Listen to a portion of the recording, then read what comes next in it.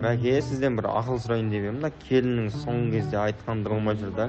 Күннен күнге бар ғой, кәдімгі сезімің суып баратыр. Осы сіз жеңгем не айтса да көз алдымда жүгіріп кетеді дейсіз ғой. Бір мощный ақылыңыз болса айтып жібересіз бе, өтініш? Інім, мен саған о басында айттым ғой, қатынды бастан, баланы жастан деп, үйден табалдырықтан аттады ма, бірден мәндейін жарың көгеді оның. Тыңдамай ма шапалақпен бір тарт.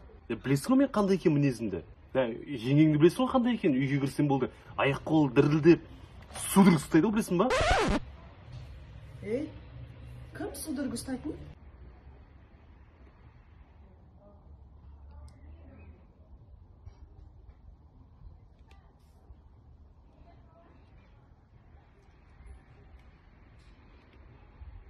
Ешкімді?